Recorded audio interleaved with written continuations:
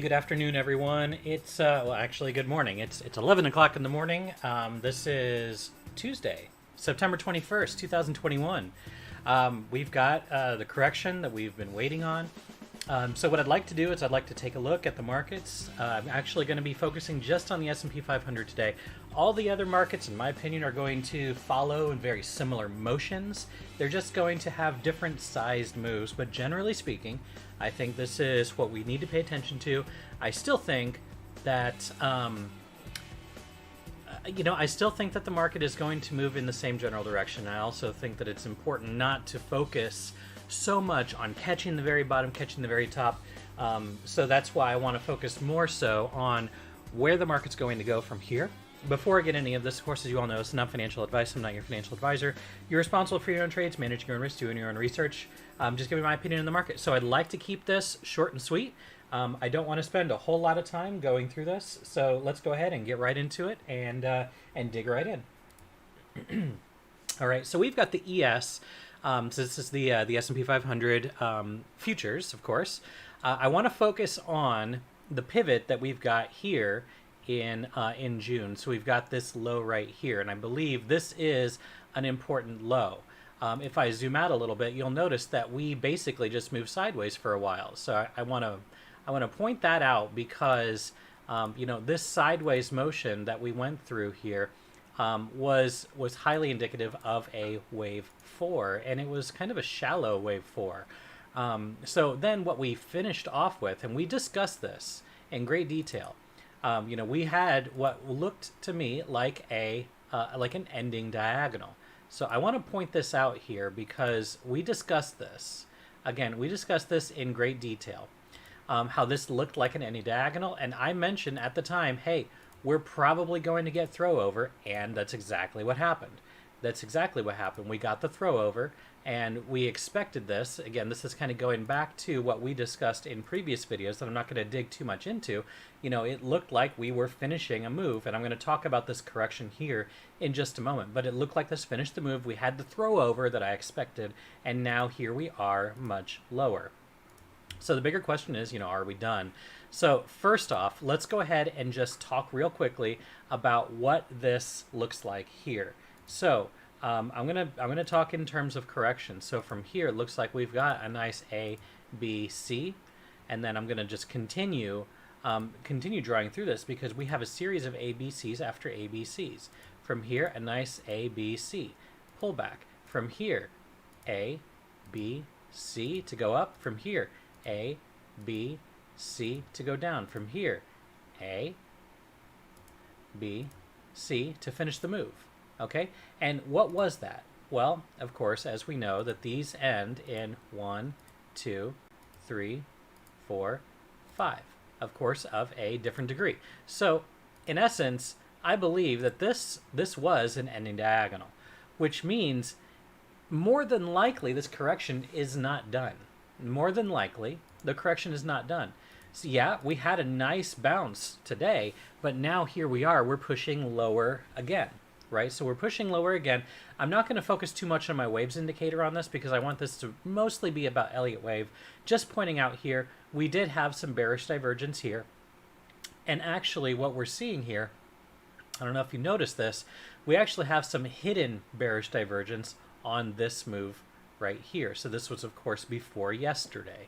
Right? So we had some hidden bearish divergence. We had a bearish throwback of this lower trend line. I can pull this back and you can see we basically have some clustering right around here. But nonetheless, this failed. And then, of course, here we are. So what I do want to do is I do want to focus on, what this looks like from here and what targets we potentially have to the downside.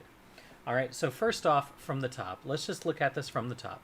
So from up here, we've got a nice 1, 2, and then we go all the way down here for the 3, 4, 5.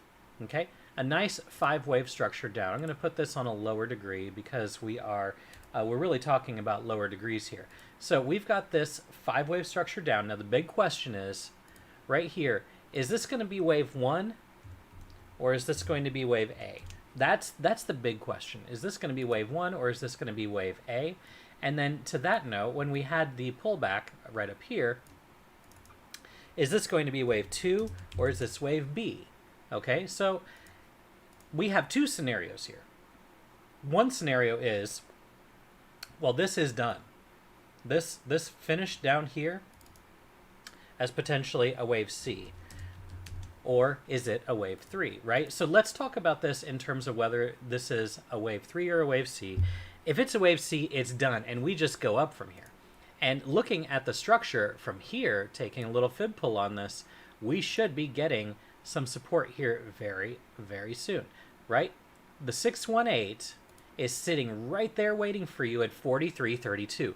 That 43.32 is an area that I would be interested in attempting a long, okay? Attempting a long position. And then taking waves into account, let me go to a lower time frame. What does this look like on lower time frames? Well, things look very oversold. We do not have any bullish divergence on the lower time frames, but all in all, most indications say that we're probably going to get a bounce here. You know, if and when we get to this 43.30 area, I would be interested in attempting a long position there, because I believe that is going to be a great area. So again, you know, potentially up and then down here into the 618 zone and then bounce up out of there. I would only target about 44.20 on this. And let me talk about why I would only target about 44.20 on it. All right, so now that we've got that in there, we've got that target right there at 44.20. Well, we've got this horizontal resistance right here, which is from the bottom of wave 1. So I'm going to throw that on there because that's important. That's important that that we mark that off, because if this is a 5-wave impulse and this was the bottom of wave 3, then we should be working on wave 4 right now. And wave 4, let me just go ahead and remove this now that we've got the arrows there to show potentially where things are going to go. Let me mark this from the top of wave 2 to the bottom of wave 3. You know, we've hit this 50. Well, there's the 618, right? So we potentially have topped out for the wave 4, right? If this is a wave 4, we potentially have hit that. Now, if we do bounce off of this area here that we outlined here at about 43.30, well, then I would say, you know, 4400, 4413, somewhere in this area, it's more than likely to get a rejection. Does it look like we entered a corrective move here? This looks somewhat impulsive, but then here we potentially have an ABC correction. Again, maybe going a little bit lower.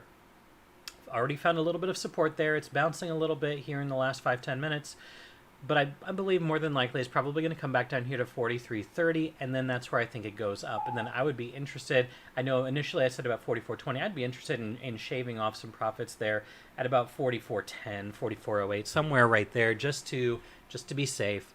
Not looking to capture a big move here, because if this is a wave 4, right, so let me just go ahead and clone this and put this up here. If this is a wave 4, then we're going down for wave 5. And what is our path for wave 5? Well, let's just talk about that here for a moment. I'm going to remove all of this. We're just going to talk about the price action for right now. I would say more than likely we're going to be looking for a move down to about 41.50. All right, so a move down to about 41.50. Let me just go ahead and pull this out here. We're going to be looking to correct a larger move. Okay, so let's take it from here all the way up to the top,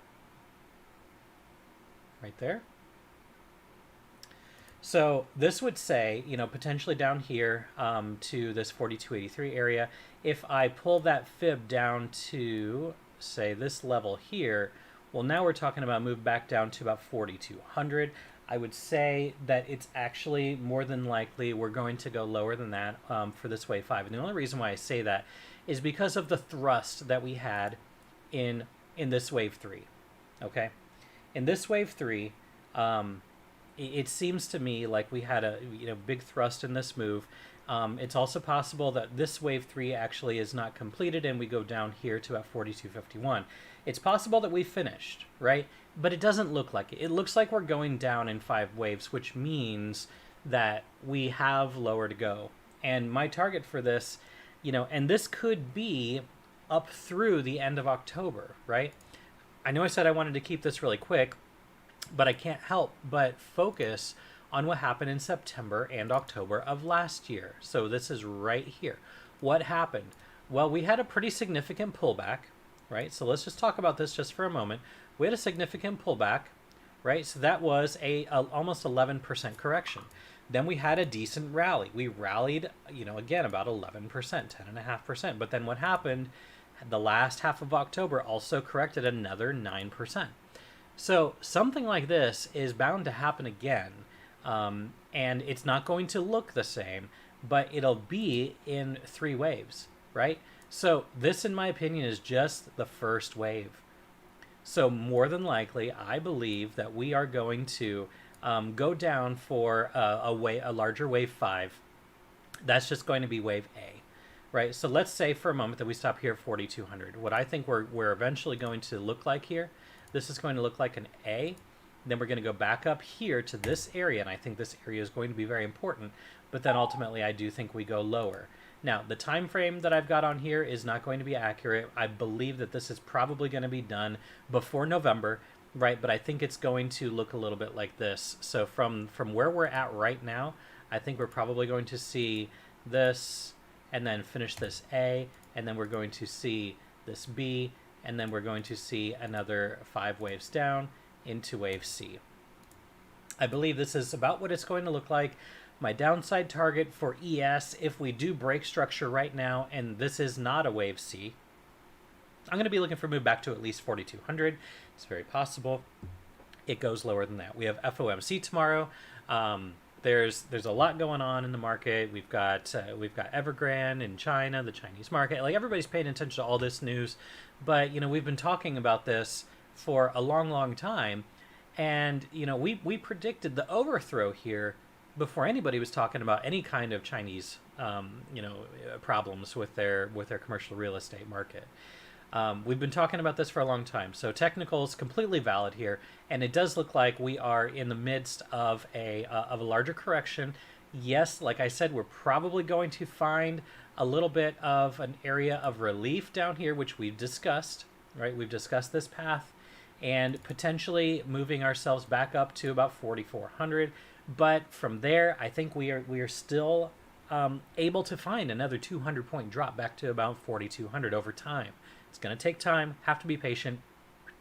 But yeah, I would say 4,200, maybe even a little bit lower than that, just depending on how the market reacts to everything.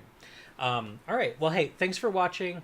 I will be doing a Bitcoin video separately. I wanted this one to be dedicated just to the S&P 500, but I will be doing a Bitcoin video. But thanks for watching, and if this video did help in any way, shape, or form, you know the deal. Like, subscribe, share, all that good stuff, and wherever you are in the world, I hope you're having a good